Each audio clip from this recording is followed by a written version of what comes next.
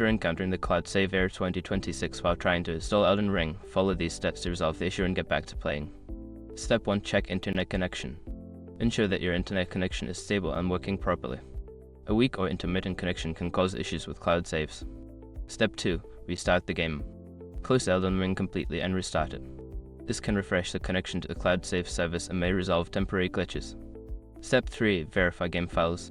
If you are using a platform like Steam or Epic Games, use the built-in feature to verify the integrity of the game files.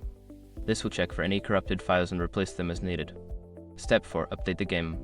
Make sure that Elden Ring is updated to the latest version.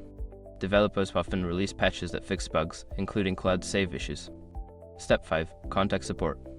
If the problem persists after trying the above steps, reach out to the game's customer support for further assistance. Provide them with details about the error and the steps you've already taken. By following these steps, you should be able to resolve the cloud save error and enjoy your gaming experience.